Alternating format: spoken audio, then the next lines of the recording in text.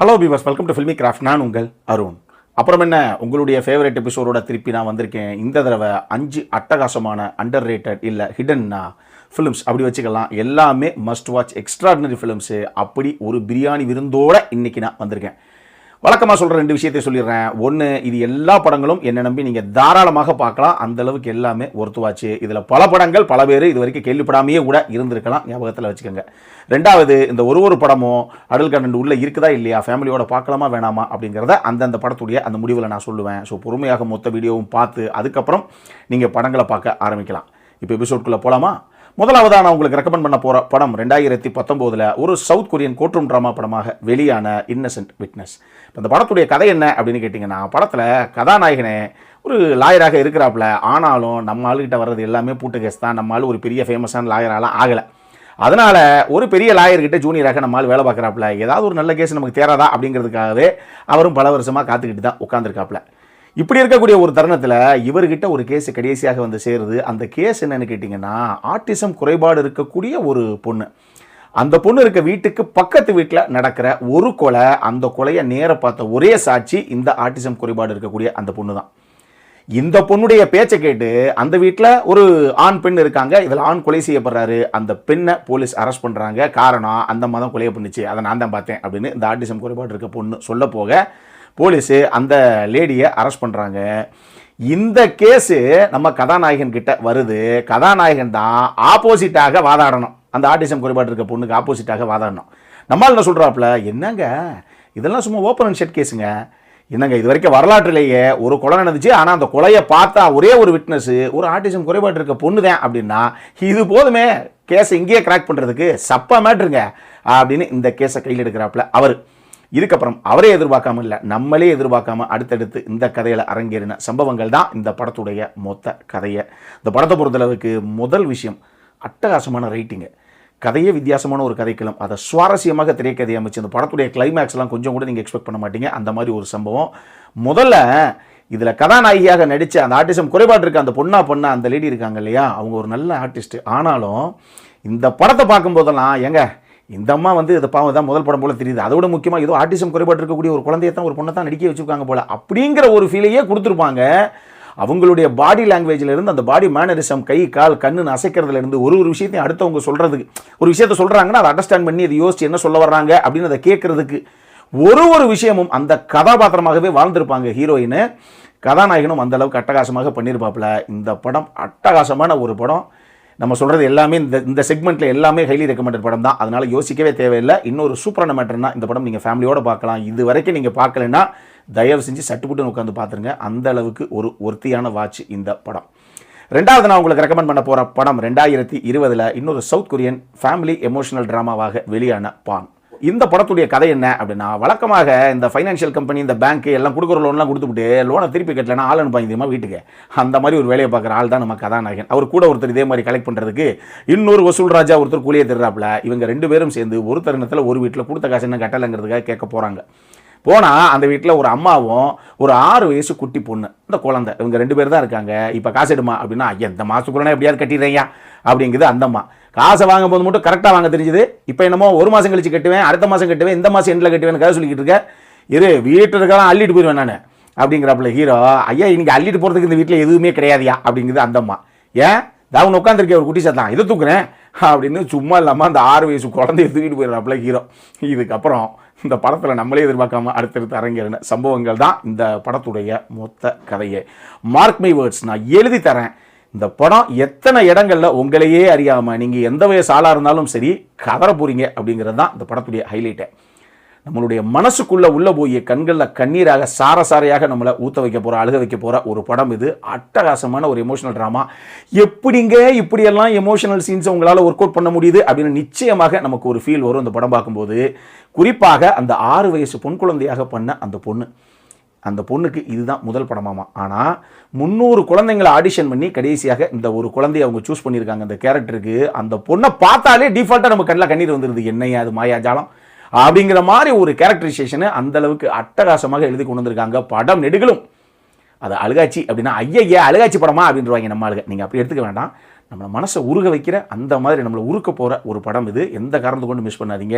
இந்த படம் டெஃபினட்டாக நீங்கள் ஃபேமிலியோடு உட்காந்து 6லேருந்து 60 வரை என்ஜாய் பண்ணி வாட்ச் பண்ணக்கூடிய ஒரு படம். மூணாவதாக நான் உங்களுக்கு ரெக்கமெண்ட் பண்ண போகிற படம் 2020 ஒரு ரஷ்யன் பயோகிராஃபிக்கல் ட்ராமாவாக வெளியான AK-47.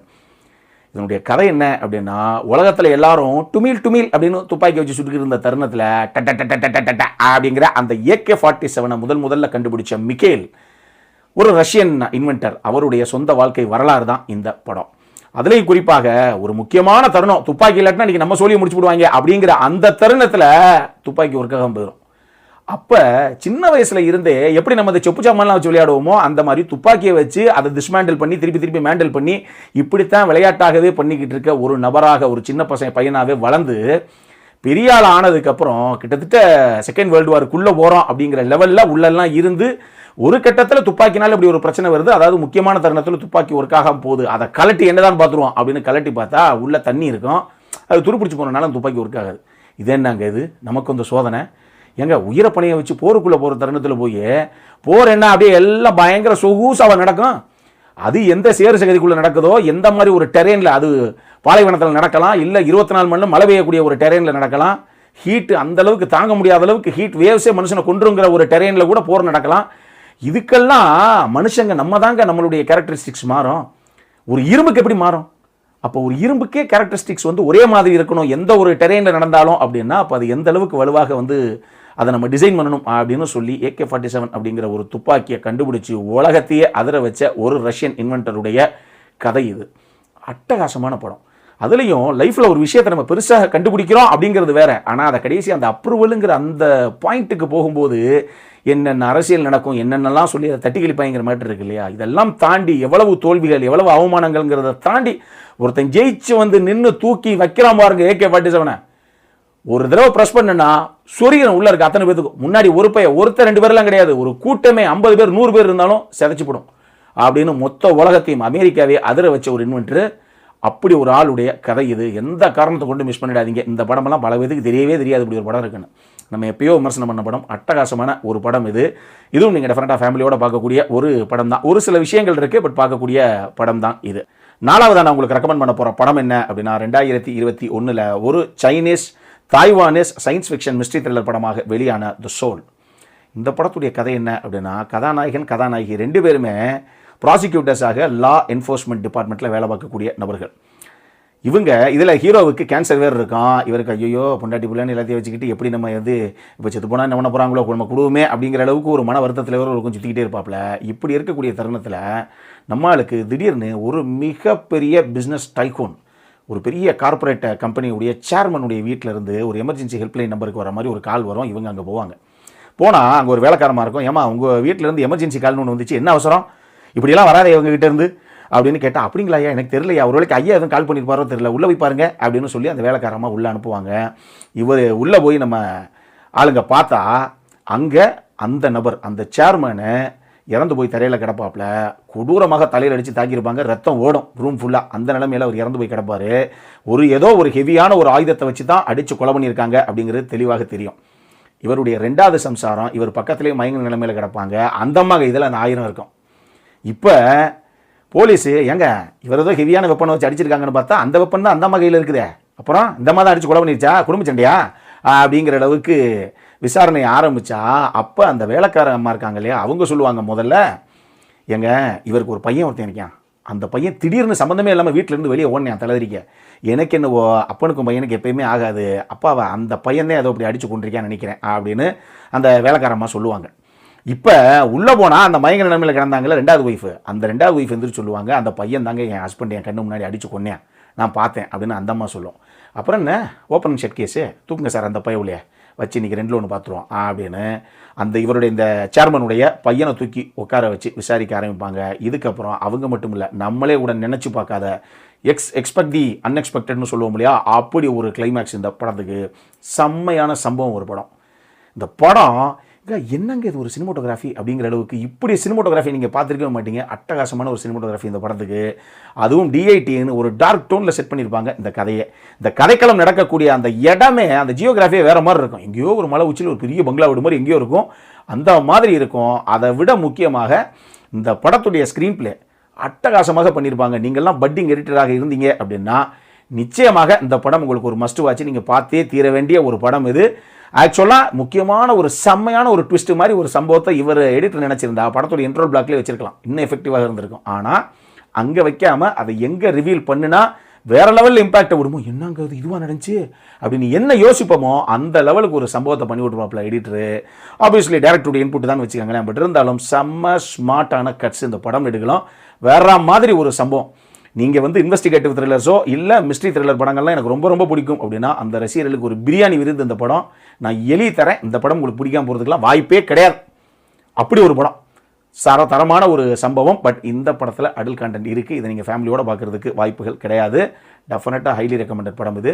பார்க்கணுங்கிறவங்க உடனே சட்டுப்புட்டுன்னு பார்த்துருங்க. அஞ்சாவதாக நான் உங்களுக்கு ரெக்கமெண்ட் பண்ண போகிற படம் என்ன அப்படின்னா 2022 ஒரு இந்தியன் த்ரில்லர் படமாக வெளியான ரன்வே 34.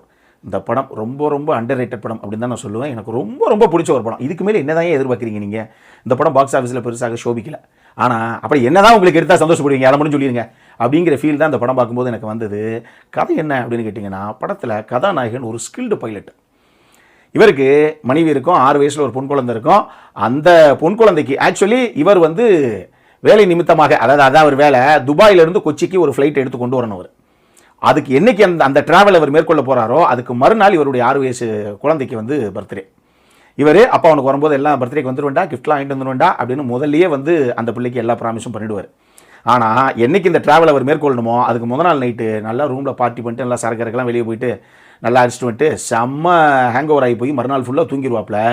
திடீர்னு சாயங்காலம் தான் எந்திரிப்பார். ஐயோ இன்றைக்கி நம்ம டியூட்டியில் நம்ம ஃப்ளைட்டில் இருக்கணும், நம்ம அதுக்கு சரக்கு போட்டு படுத்துருக்கோம் அப்படின்னு எந்திரிச்சு போய் கடைசியாக எல்லாம் வழக்கம் போல டிப் டாப்பாக போயிட்டு அங்கேருந்து வண்டி எடுத்துருவாப்பில். எடுத்து இப்போ கொச்சி வரணும்.